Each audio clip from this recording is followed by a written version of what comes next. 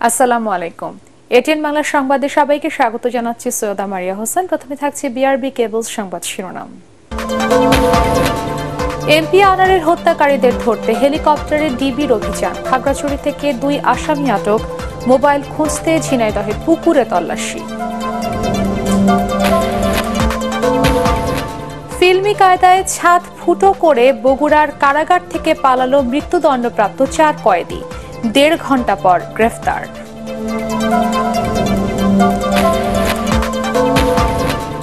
ভারত, চীন ও রাশিয়া থেকে সমরাস্ত্র কিনছে বাংলাদেশ, সংসদে জানালেন প্রধানমন্ত্রী।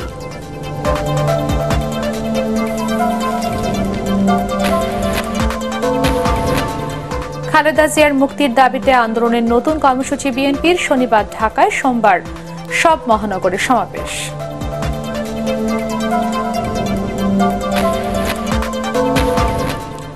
এবং সাবেক সেনাপ্রধান আজিজ আহমেদের 2 ভাইয়ের এনআইডি জালিয়াতিতে জড়িতদের কঠোর শাস্তি হবে, জানালেন ইসি সচিব।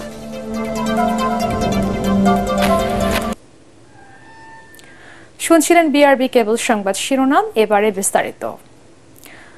কলকাতায় এমপি আনোয়ারুল আজিম আনার হত্যার সাথে জড়িত মুস্তাফিজ ও ফয়সালকে গ্রেফতার করেছে গোয়েন্দা পুলিশ ডিবি।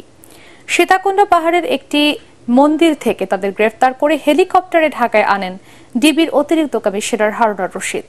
এদিকে আনারকে হত্যার পর পাঠানো ছবি ও ভিডিও উদ্ধারে ঝিনাইদহের একটি পুকুরে ফেলা মোবাইল খুঁজতেও তল্লাশি চালানো হয়। আরও জানাচ্ছেন মুস্তাফিজুর রহমান।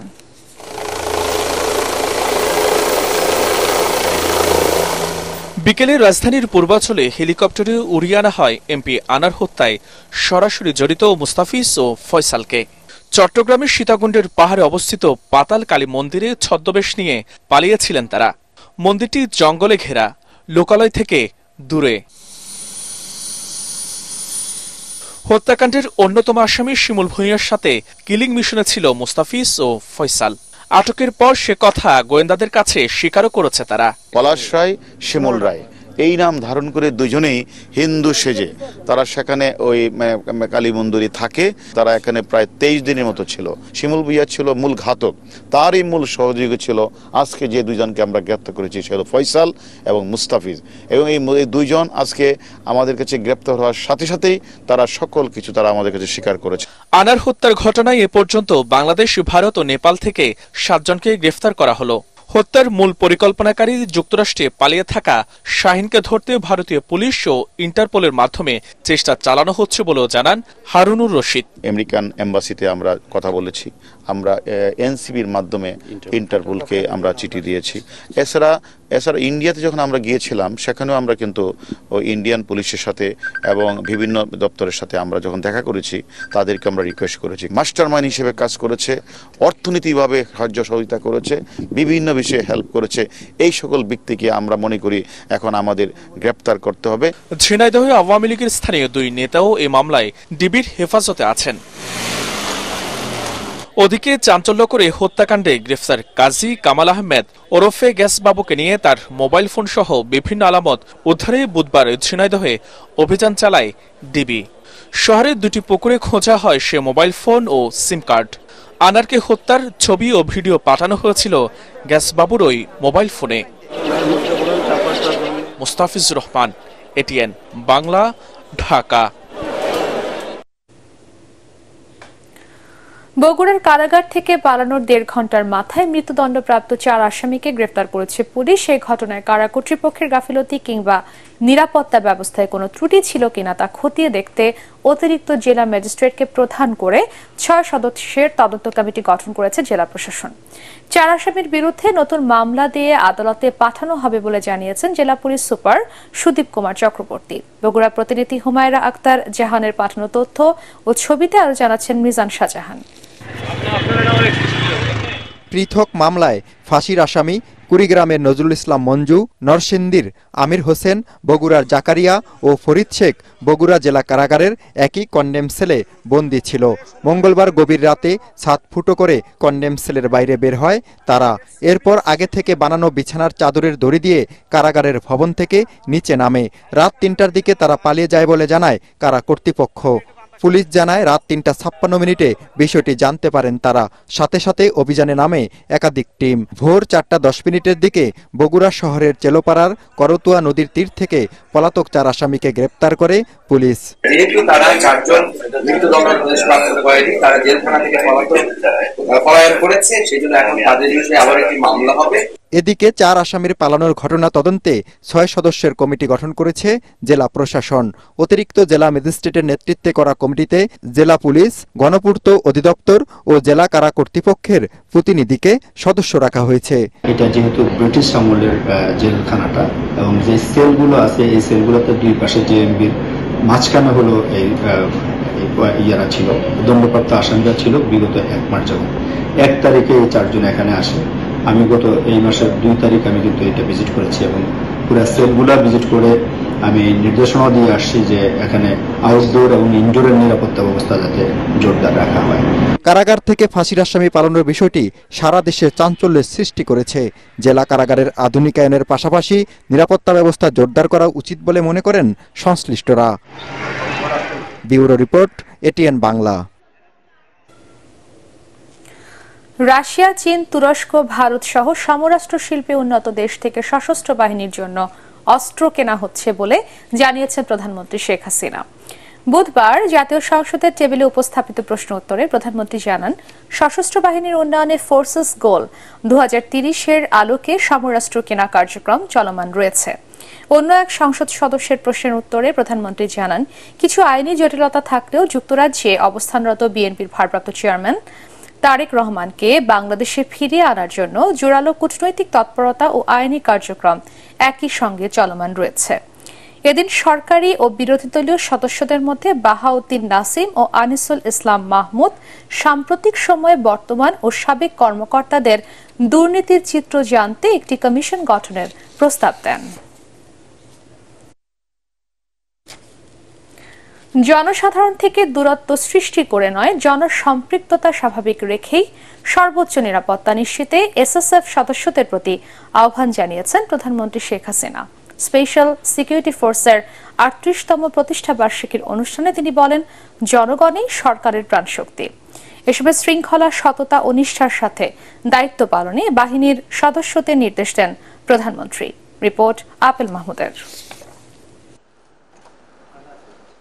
রাষ্ট্রপতি ও প্রধানমন্ত্রী ছাড়াও দেশের গুরুত্বপূর্ণ ব্যক্তি ও আমন্ত্রিত বিদেশি রাষ্ট্র ও সরকার প্রধানদের নিরাপত্তা দিয়ে থাকে স্পেশাল সিকিউরিটি ফোর্স এসএসএফ। বাহিনীটির ৩৮তম প্রতিষ্ঠা বার্ষিকী উপলক্ষে প্রধানমন্ত্রীর কার্যালয়ে বিশেষ দরবারে অংশ নেন প্রধানমন্ত্রী শেখ হাসিনা।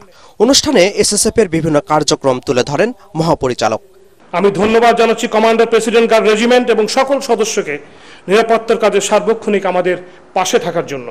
প্রধানমন্ত্রী বলেন, অত্যন্ত গুরুত্বপূর্ণ ও স্পর্শকাতর দায়িত্ব পালন করেন এসএসএফ এর প্রতিটি সদস্য। পেশাগত দায়িত্ব অর্জনের পাশাপাশি দেশপ্রেমে উজ্জীবিত হয়ে দায়িত্ব পালনের আহ্বান জানান সরকার প্রধান।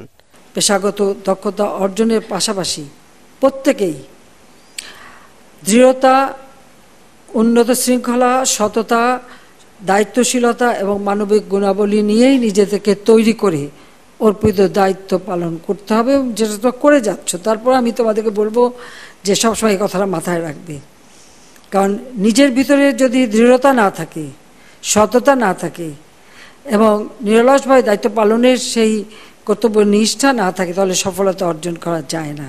দেশের মানুষের জন্য আওয়ামী লীগ সরকারের পথ চলা উল্লেখ করে নিরাপত্তার নামে জনগণ থেকে যেন তাকে বিচ্ছিন্ন করা না হয় সে বিষয়ে সজাগ থাকার আহ্বান জানান প্রধানমন্ত্রী। আমরা রাজনীতি করি, আমার কিন্তু আর কোনো শক্তি নেই, শক্তি একমাত্র জনগণ। এই জনগণের শক্তিটা নিয়েই আমরা চলি। কাজে এই জনবিচ্ছিন্ন যাতে না হয়ে যায়, আমি জানি এটা কঠিন দায়িত্ব, তারপরেও এই দায়িত্ব এদিকটাও নজর রাখতে হবে যে এই মানুষগুলির জন্যই তো রাজনীতি করি, এই মানুষদের নিয়েই তো পথ চলা, আর যাদেরকে নিয়েই দেশের মানুষের কাজ করি তাদের থেকে যেন কোনো মধ্যে বিচ্ছিন্ন হয়ে না যায়। মানুষের থেকে বিচ্ছিন্ন হলে কিন্তু আমাকে আর গুলি বোমা লাগবে না, এমনি শেষ হয়ে যাবো। কাজে এরাই আমার প্রাণ শক্তি, এটুকু মনে রাখতে হবে। আমি বলি মাঝে মাঝে একটু রাগ হয়ে যায় যখন আমাদের লোকজনকে বেশি করা হয়, তো আমি বলবো যে এই বিষয়গুলো একটু সংবেদনশীলতার সাথে দেখা দরকার।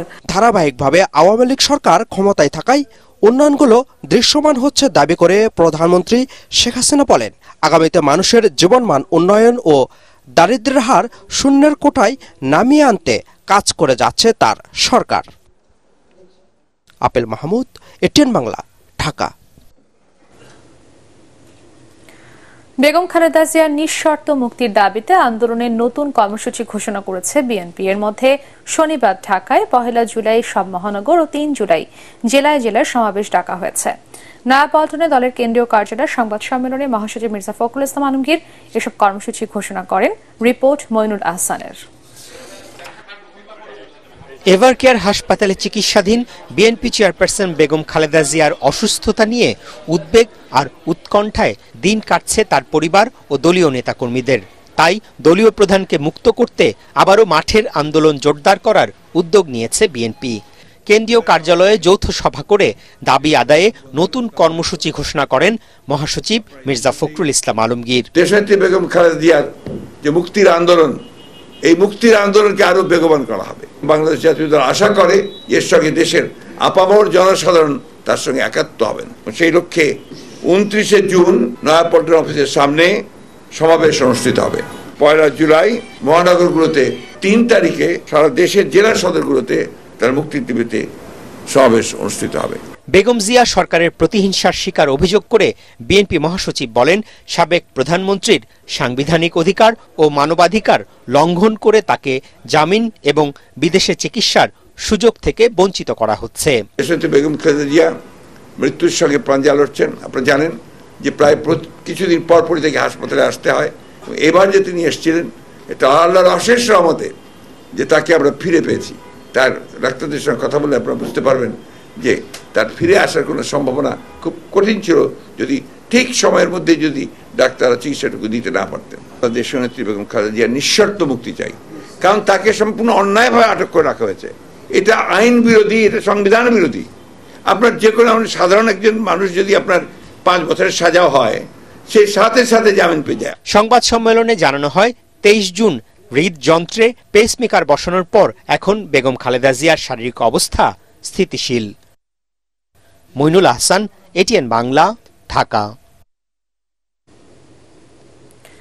সাবেক সেনাপ্রধান আজিজ আহমেদের 2 ভাইয়ের এনআইডি জালিয়াতির তদন্তের মেয়াদ আরও 2 সপ্তাহ বাড়িয়েছে নির্বাচন কমিশন। স্থানীয় সরকারের কয়েকটি নির্বাচনের ভোট গ্রহণ শেষে সংবাদ সম্মেলনে ইসি সচিব শফিউল আজিম এই তথ্য জানান। এ সময় তিনি আরও বলেন, এনআইডি জালিয়াতির সঙ্গে ইসির কোনো কর্মকর্তার যোগসাজশ থাকলে তাদের বিরুদ্ধে সর্বোচ্চ শাস্তির ব্যবস্থা নেওয়া হবে। সাবেক সেনাপ্রধান আজিজ আহমেদের 2 ভাইয়ের এনআইডি জালিয়াতি তদন্তে গত 9 জুন কমিটি করে নির্বাচন কমিশন। ওনারা কিভাবে প্রথমত ভোটার হয়েছিলেন এবং এখানে কোন কোন ডকুমেন্টগুলো এসছে, আমরা একেবারে আদ্যপান্ত শুরু কিভাবে হলো, কোথায় সেটা ডিস্ট্র্যাক্ট হলো, কোথায় কারো ইনভলভমেন্ট ছিল কিনা, ডিটেইল তারা তদন্ত করছে। তো তারা আরও সময় চেয়েছেন আমাদের কাছে। তো আমি মনে করি যে তারও সময় লাগতে পারে। আমরা যাতে নির্ভুলভাবে, বিস্তারিত এবং নিখুঁতভাবে আমরা তদন্তটা করতে চাই, যাতে কোনো ধরনের ফাঁকফোকর না থাকে। শুধু আমলাদের দিকে দুর্নীতির আঙুল না তুলে রাজনীতিবিদদেরও আয়নায় নিজের চেহারা দেখার পরামর্শ দিলেন আওয়ামী লীগ সাধারণ সম্পাদক ওবায়দুল কাদের। দুর্নীতির বিরুদ্ধে সরকারের 0 টলারেন্স অব্যাহত থাকবে জানিয়ে তিনি বলেন, দুদকের কাজে কোনো হস্তক্ষেপ করা হবে না। আরও জানাচ্ছেন ইয়াসিন রানা। হযরত শাহজালাল আন্তর্জাতিক বিমানবন্দরে বিদেশ ফেরত যাত্রীদের বিমানবন্দর থেকে যাতায়াত সহজ করতে শাটল বাস সার্ভিস চালু করেছে বিআরটিসি। শীতাতপ নিয়ন্ত্রিত এই বাসে থাকবে পর্যাপ্ত লাগেজ পরিবহনের সুবিধা। এই সার্ভিস উদ্বোধন শেষে সাংবাদিকদের প্রশ্নের জবাবে সড়ক পরিবহন ও সেতুমন্ত্রী ওবায়দুল কাদের বলেন, দেশে দুর্নীতি নেই এমন দাবি করছি না, তবে শুধু সরকারি কর্মকর্তা নয়, রাজনীতিবিদরাও জড়িয়ে পড়ছেন দুর্নীতিতে। দুর্নীতি সরকারি কর্মকর্তারা করে, পলিটিশিয়ানরা করে না, এটাও তো বলা ঠিক।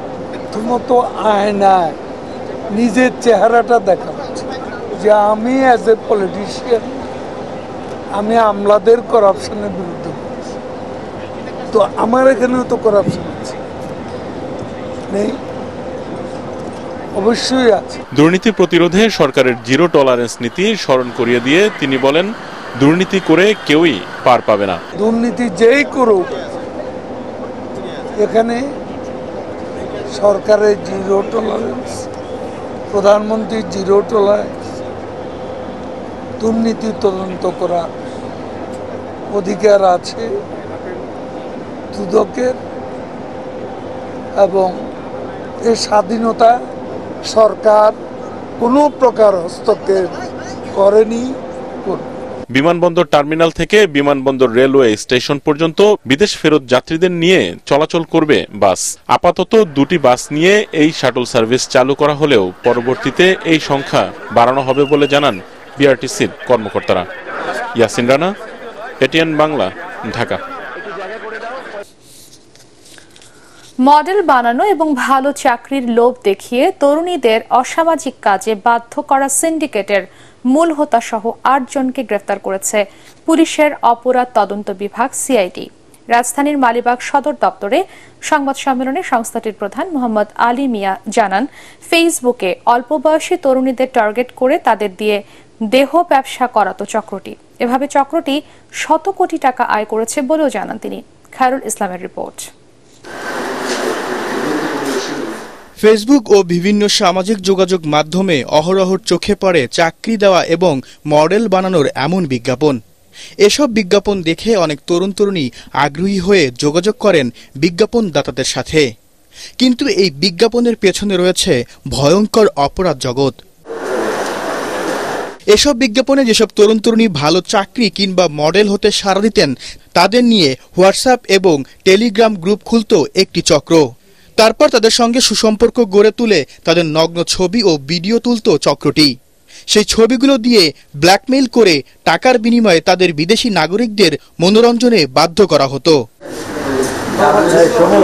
গোয়েন্দা তথ্যের ভিত্তিতে এই চক্রের মূল হোতা মেডিকেল শিক্ষার্থী মেহেদি হাসান সহ 8 জনকে গ্রেফতার করে সিআইডি।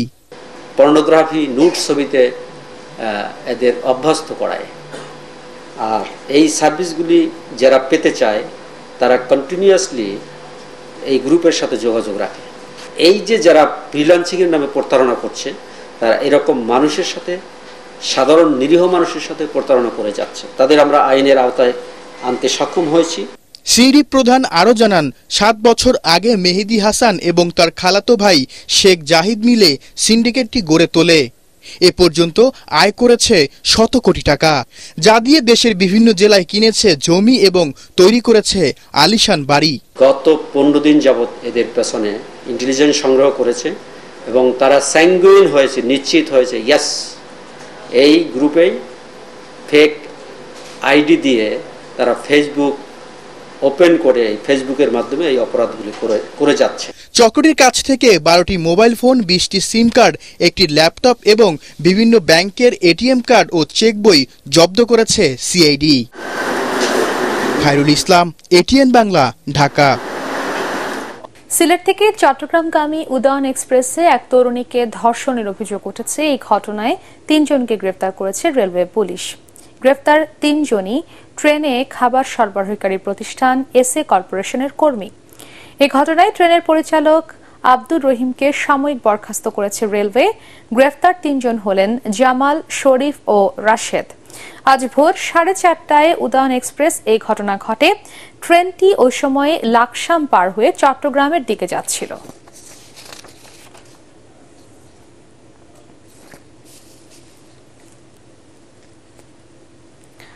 এদিকে চট্টগ্রাম থেকে সিলেটের উদ্দেশ্যে ছেড়ে আসা আন্তনগর পাহাড়িকা এক্সপ্রেস ট্রেনের কয়েকটি বগি লাইনচ্যুত হয়েছে। এতে সিলেটের সঙ্গে সারা দেশের রেল যোগাযোগ বন্ধ রয়েছে। সন্ধ্যা 7টার দিকে সিলেটের কটালপুর এলাকায় এই দুর্ঘটনার ঘটনা ঘটে। এতে 3টি বগি লাইনচ্যুত হয়। এ সময় যাত্রীরা আতঙ্কিত হয়ে পড়ে লাফিয়ে নিচে পড়ে 7-8 জন সামান্য আহত হয়। কুলাউড়া রেলওয়ে স্টেশনের স্টেশন মাস্টার জানান, লাইন সচল করতে কুলাউড়া স্টেশন থেকে সিলেটের কটালপুরের উদ্দেশ্যে উদ্ধারকারী রিলিফ ট্রেন পাঠানো হয়েছে। তদন্তের পর দুর্ঘটনা সম্পর্কে বিস্তারিত জানানো হবে বলে জানায় রেল কর্তৃপক্ষ।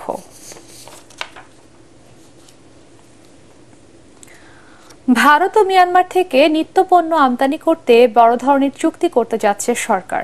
আগামী মাসেই এটি সই হবার সম্ভাবনা আছে বলে জানালেন বাণিজ্য প্রতিমন্ত্রী আহসানুল ইসলাম টিটু। তিনি দাবি করেন বাজারে কোনো সিন্ডিকেট নেই, সরবরাহ কম থাকায় বাড়ছে আলু, পেঁয়াজ, কাঁচামরিচের দাম। সচিবালয় বিএসআরএফ সংলাপে এসব কথা বলেন তিনি। রিপোর্টে জানাচ্ছেন মাহবুব কবির চপল। বাজারে কোনো না কোনো পণ্যের দাম নিয়ে অস্বস্তি কাটছে না ভোক্তাদের। নিম্নবিত্তের অতি প্রয়োজনীয় সবজি আলুর দামও নাগালের বাইরে। ভাতের বিকল্প হিসেবে পরিচিত আলুর দাম চালকে ছাড়িয়ে বিক্রি হচ্ছে ৭০ টাকা কেজি দরে। পেঁয়াজের দাম ১০০ ছুঁই। ঝাঁঝ বেড়ে চলেছে কাঁচামরিচের। তারপরও একে অস্বাভাবিক মনে করছেন না বাণিজ্য প্রতিমন্ত্রী। আলু আর পেঁয়াজ বাজারে অ্যাভেলেবেল আছে, আমি এটাকে স্বাভাবিক মনে করি। দাম যৌক্তিকতা করার তো না। যতক্ষণ পর্যন্ত আমার আলু এবং পেঁয়াজের কম দামের সরবরাহ বাজারে না থাকবে ততক্ষণ পর্যন্ত বাজার যে মূল্য আছে সেই মূল্যটাকে আমাকে মূল্য হিসাবে দেখতে হবে। আমি চাইলেও তো কাউকে এমন কোনো আইন করে বলতে পারবো না যে পেঁয়াজের দাম এত। প্রতিমন্ত্রী দাবি করেন বাজার কেউ নিয়ন্ত্রণ করছে না, সরবরাহ ঠিক থাকলে দামও কম থাকবে। এজন্য ভারত ও মিয়ানমার থেকে পণ্য আমদানির সিদ্ধান্ত নিয়েছে সরকার। এরই মধ্যে আমরা ভারতের সাথে এই যে নিত্য প্রয়োজনীয় যে জিনিসগুলি আছে সেটার সরবরাহ যেন নিরবিচ্ছিন্ন থাকে সেই ব্যাপারে একটা চুক্তি করতে যাচ্ছি। আপনারা শুনলে হয়তো একটু আশ্চর্য হবেন, মিয়ানমার এই যে যাদের সাথে আমাদের রোহিঙ্গা নিয়ে এতই, মিয়ানমারের সাথে আমাদের নৌ পরিবহন যোগাযোগ এবং বাণিজ্য। তো মিয়ানমার থেকেও জানি আমরা কৃষি উৎপাদিত পণ্যগুলো আনতে পারি যেগুলো তাদের সারপ্লাস আছে। এই বিষয়ে একটা চুক্তি আমরা অলমোস্ট ফাইনাল করে পেরেছি। তিনি বলেন শহরের নির্দিষ্ট আয়ের মানুষের চেয়ে গ্রামের মানুষের ক্রয় ক্ষমতা বেড়েছে। গ্রামের মানুষ যারা উৎপাদন করে তারা কিন্তু শহরের ফিক্সড ইনকামের লোকের চেয়ে ভালো আছে। মাহবুব কবির চপল, এটিএন বাংলা, ঢাকা। হয় এবং ভারতের রেল বাংলাদেশে চলতে দেয়া হবে না বলে হুঁশিয়ারি দিয়েছেন গণ অধিকার পরিষদের সভাপতি নুরুল হক নূর। তিনি বলেন বাংলাদেশের ভূমি ব্যবহার করে ভারতের রেল চলাচল বাংলাদেশের স্বার্থ বিরোধী। বিকেলে দলটির রাজনৈতিক কার্যালয়ে আয়োজিত সংবাদ সম্মেলনে সরকারের রেল চুক্তি নিয়ে বিরূপ মন্তব্য করেন তিনি। বর্তমান সরকারের আমলে দেশের স্বার্থ রক্ষা সম্ভব নয় উল্লেখ করে নূর আরও বলেন গণতান্ত্রিক ভিত্তি না থাকায় ভারতের উপর নির্ভরশীল হচ্ছে সরকার।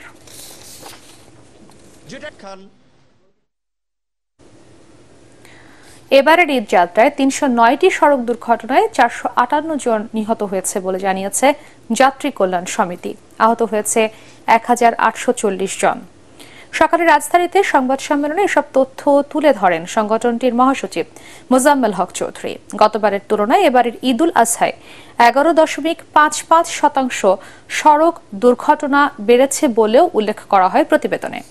ঈদের ৩ দিন আগে থেকে মহাসড়কে ট্রাক ও কাভার্ড ভ্যান চলাচলের নিষেধাজ্ঞা অমান্য, মোটরসাইকেল, ইজি বাইক ও অটোরিকশার অবাধে চলাচল, ফিটনেসবিহীন যানবাহন, অতিরিক্ত গতি, সড়কে চাঁদাবাজি, অতিরিক্ত যাত্রী বহনের কারণে দুর্ঘটনার পরিমাণ বেড়েছে বলে জানায় তারা। এ সময় সড়ক দুর্ঘটনা প্রতিরোধে স্মার্ট পদ্ধতিতে সড়ক পরিবহন আইন প্রয়োগ সহ ৮ দফা সুপারিশ তুলে ধরা হয়। আল আরাফা ইসলামী ব্যাংক অর্থ সংবাদ।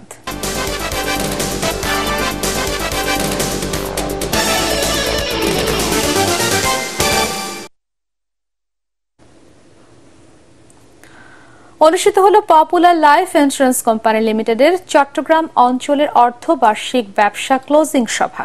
এ সময় গ্রাহকদের মধ্যে ৪,২৭,০০,০০০ টাকার বীমা দাবির চেক হস্তান্তর করা হয়। অনুষ্ঠানে প্রধান অতিথি ছিলেন কোম্পানির ব্যবস্থাপনা পরিচালক ও সিইও এবং বাংলাদেশ ইন্স্যুরেন্স ফোরামের প্রেসিডেন্ট বিএম ইউসুফ আলী। এ সময় তিনি জানান, এখন থেকে প্রতিষ্ঠানটির গ্রাহকরা মোবাইল অ্যাপ দিয়ে বীমার টাকা পরিশোধ করতে পারবেন। সভায় কোম্পানির অতিরিক্ত ব্যবস্থাপনা পরিচালক বিএম শওকত আলী, ঊর্ধ্বতন মহাব্যবস্থাপক শামসুজ্জামান সেলিম, ঊর্ধ্বতন উপব্যবস্থাপনা পরিচালক সৈয়দ মোতাহার হোসেন ও হাবিবুর রহমান উপস্থিত ছিলেন। আন্তর্জাতিক সংবাদ।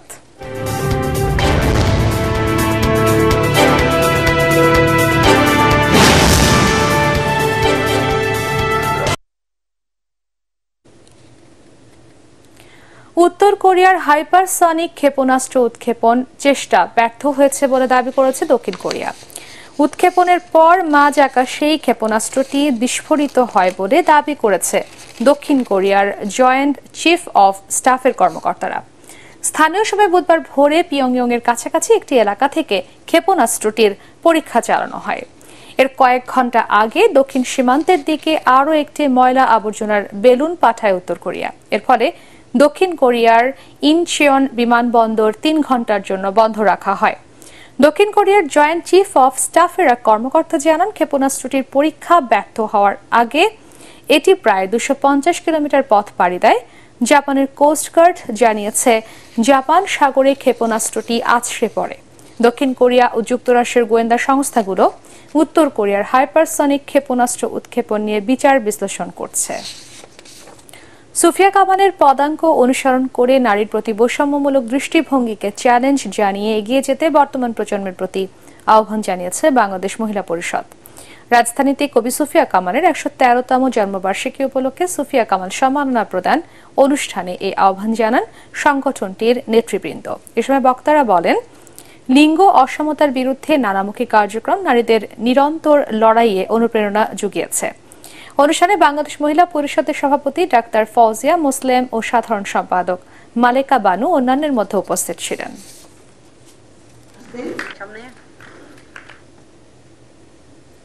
টি-20 বিশ্বকাপের খবর।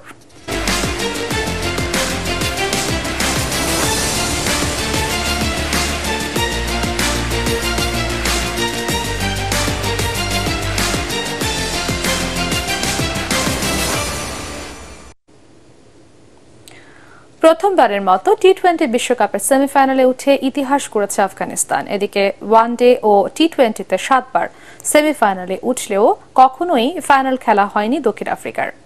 এবার নতুন করে ইতিহাস লিখতে চায় প্রোটিয়ারা। ত্রিনিদাদের ব্রায়ান লারা স্টেডিয়ামে খেলাটি শুরু হবে বাংলাদেশ সময় ভোর 6:30টায়। পরাগ আরমানের রিপোর্ট। যুদ্ধ বিধ্বস্ত একটি দেশ, খেলার জন্য যাদের নিজেদের কোনো মাঠ নেই, অন্যের মাঠে খেলেই সাফল্য পেয়েছে। এমনকি চলতি টি-20 বিশ্বকাপের সেমিফাইনালেও উঠে গেছে আফগানিস্তান। গ্রুপ পর্বে নিউজিল্যান্ডকে হারানো আফগানিস্তান সুপার 8-এ অস্ট্রেলিয়া ও বাংলাদেশকে বিদায় করে সেমিফাইনাল নিশ্চিত করে। বিশ্বকাপের শেষ 4 খেলাটা আফগানদের জন্য নতুন এক অভিজ্ঞতা বলে জানান কোচ জোনাথন ট্রট। সেমিফাইনাল খেলাটা আমাদের ছেলেদের জন্য নতুন এক অভিজ্ঞতা, নতুন এক ধরনের চাপ। দক্ষিণ আফ্রিকাকে হারাতে চাইলে কিছু কিছু ক্ষেত্রে আমাদের আরো উন্নতি করতে হবে। তবে সেমিফাইনালে উঠেই আমরা ইতিহাস গড়েছি, এখন শুধু সামনে যাওয়ার পালা। চলতি বিশ্বকাপে 7 ম্যাচের প্রতিটিতে জিতে সেমিফাইনাল উঠেছে দক্ষিণ আফ্রিকা। এর আগে ওয়ানডে ও টি-20 মিলিয়ে 7 বার সেমিফাইনাল খেললেও কখনোই ফাইনালে জায়গা করে নিতে পারেনি প্রোটিয়ারা। এবার সেই চোকার অপবাদ ঘোচাতে মরিয়া মার্করাম ডি ককরা। এটা শুধুমাত্র একটি ম্যাচ নয়, একটি বিশেষ চ্যালেঞ্জ। সেমিফাইনাল ম্যাচটিকে তুচ্ছ করার জন্য লোকেরা এমনটা বলে থাকে। বিশ্বকাপের সেমিফাইনাল অবশ্যই একটি বিশেষ কিছু। আমরা এই সময়টার অপেক্ষায় আছি। ম্যাচে বৃষ্টি হওয়ার সম্ভাবনা রয়েছে। প্রথম সেমিতে 1 ঘন্টা এক্সট্রা টাইম রাখা হয়েছে। বৈরী আবহাওয়ায় যদি তাতেও খেলা শেষ না করা যায়, তবে পরের দিন অর্থাৎ রিজার্ভ ডেতে খেলা হবে। সেদিনও ফলাফল না হলে সুপার 8 পর্বে শীর্ষে থাকা প্রোটিয়ারা ফাইনাল খেলবে। পরাগ আরমান, এটিএন বাংলা। পার্টেক্স খেলার খবর।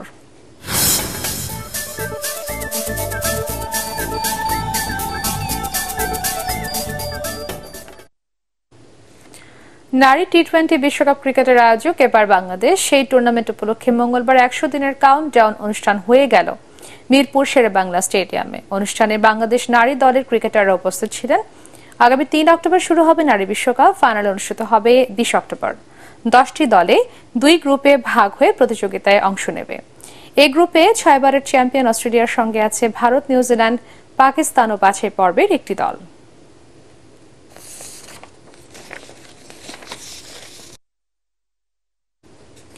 শেষ করার আগে বিআরবি কেবলস সংবাদ শিরোনাম আরো একবার। এমপি আনারের হত্যাকারীদের ধরতে হেলিকপ্টারে ডিবির অভিযান। খাগড়াছড়ি থেকে 2 আসামি আটক। মোবাইল খুঁজতে ঝিনাইদহের পুকুরে তল্লাশি। ফিল্মি কায়দায় ছাটফুটো করে বগুড়া কারাগার থেকে পালালো মৃত্যুদণ্ডপ্রাপ্ত 4 কয়েদি, 1.5 ঘন্টা পর গ্রেফতার।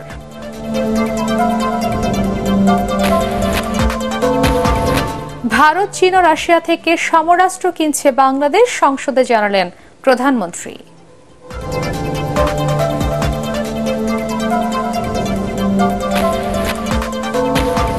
খালেদা জিয়ার মুক্তির দাবিতে আন্দোলনের নতুন কর্মসূচি বিএনপির, শনিবার ঢাকায়, সোমবার সব মহানগরের সমাবেশ।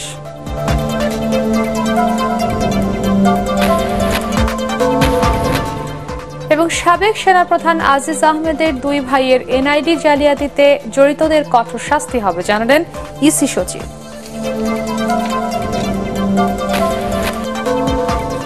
পরবর্তী সংবাদ দেখার আমন্ত্রণ জানিয়ে এখনকার মতো শেষ করছি। এটিএন বাংলার সংবাদ ইউটিউবে দেখতে ব্রাউজ করুন, youtube/এটিএন বাংলা নিউজ।